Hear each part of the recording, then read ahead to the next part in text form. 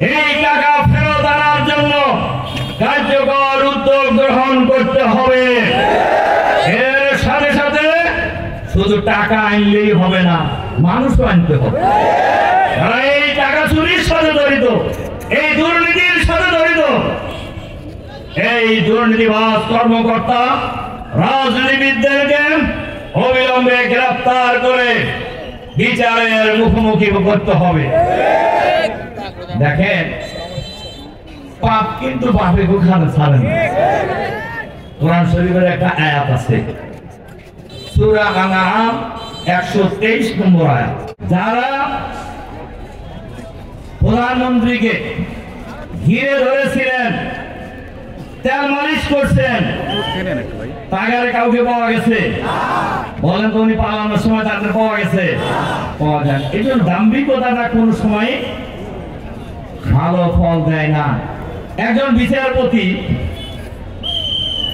উনি সাইদি সাহেবকে ফাঁসি দিয়েছে। আপনার এতে কি বলে, টকশোতে আস্ফালন করে বলতেন যে আজ সাইদি সাহেবকে ফাঁসি দিয়েছে। এই বিচারপতি কোথায় পাওয়া গেছে? আমরা জানেন নাকি কোথায় পাওয়া গেছে? উনি কিন্তু আওয়ামী লীগের কিছু না। আমার কথা কি বুঝতে পারছেন?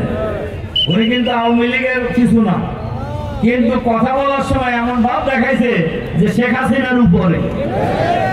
তাকে পাওয়া গেল কোন জায়গায়? সিলেটের বর্ডারে জঙ্গলের মধ্যে কলার পতাকায় দেওয়া অবস্থা। আর জনগণ তাকে নিয়ে এসছে কিভাবে? গলায় গামছা লাগায়। আচ্ছা বলেন তো, এই কালীপুরের গ্রামে গলায় গামছা লাগায় কাগারে কি হংস তাদেরকে গলায় গামছা। আমার কিন্তু এগুলো বলার উদ্দেশ্য আজকে না, আমি পরিস্থিতি বোঝার জন্য বলতেছি। পরিস্থিতি বোঝার জন্য বলতেছি।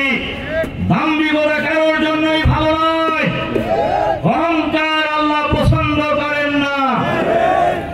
যারাই দাম্ভিকতা দেখিয়েছেন, যারাই অহংকার করেছেন, যারাই মানুষকে পাখির মতো গুলি করে হত্যা করেছেন, এই পুলিশ বলেন, র্যাব বলেন, এরা এখন কোথায়? আমি বোঝার জন্য বলতেছি। এরা হয় জেলে আছে অথবা পলাতক আছে। কেন? আপনি পুরাতন, আমার ধারণা আওয়ামী লীগের লোকেরা ভোট দিতে পারে নাই। কেন পারে নাই? ভোট দেওয়ার দরকার হয় নাই, ভোট অন্য লোকেরা দিছে। কিন্তু একটি গণতান্ত্রিক দেশে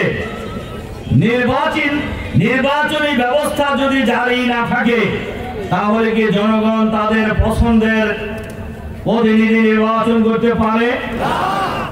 এটা পারে নাই মানুষ। এজন্য ক্ষমতায় থাকার জন্যই খুন, গুম, গ্রেপ্তার, গণহত্যা, এটা ছিল বাংলাদেশের মানুষের জন্য নিত্য নৈমিত্তিক ব্যাপার। 9 সালের পর থেকে এই দেশের মানুষ ভোটের জন্য, গণতন্ত্রের জন্য, অন্যায়ের বিরুদ্ধে আন্দোলন করেছেন, সংগ্রাম করেছেন। যারা এই আন্দোলন সংগ্রাম করেছেন তাদেরই কুটুরি চেপে দেওয়া হয়েছে। তাদেরকে হয় খুন করা হয়েছে, অথবা গুম করা হয়েছে, অথবা গ্রেফতার করে কারাগারে পাঠানো হয়েছে। এর বাইরে তো কিছু ছিল। দেখেন, এবারে যে আন্দোলনটা হলো, এই আন্দোলন শুরু করছিলেন কারা জানেন নাকি আপনারা? কারা? ছাত্ররা। এটা কি কোনো দলের আন্দোলন ছিল? এই আন্দোলন ছিল ছাত্রদের অধিকার আদায়ের আন্দোলন। সে অধিকারটা কি ছিল শুনে যান আজকে। কোটা বিরোধী আন্দোলন। কোটা ছিল কিসের? কোটা ছিল হলো, কথা ভালো করে শুনে যান, শতকরা 5 ভাগ মানুষের জন্য কোটা ছিল 56 ভাগ, আর 95 ভাগ মানুষের জন্য কোটা ছিল হলো 44 ভাগ।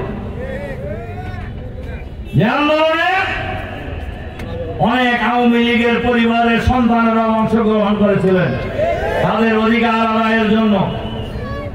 এই যে দেখেন এই আন্দোলনে এখনো আছে বৈষম্য বিরোধী ছাত্র আন্দোলনের অন্যতম নেতা এই যে সার্জিস, ও কিন্তু ছাত্রলীগের নেতা ছিল। এরাও এই অধিকার আদায়ের জন্য এই আন্দোলনে অংশগ্রহণ করেছিলেন, যার কারণে এই আন্দোলন তারা সহ্য করতে, এই আন্দোলন যারা করেছেন তাদের বুকে গুলি চালানো হয়েছে, তাদের হত্যা চালানো হয়েছে, প্রায় 2000 লোককে হত্যা করা হয়েছে। কিন্তু মানুষ হত্যা করেও শেষ রক্ষা হয় নাই। হয়েছে? বলেন হয়েছে কিনা? শেষ রক্ষা কিন্তু হয় নাই।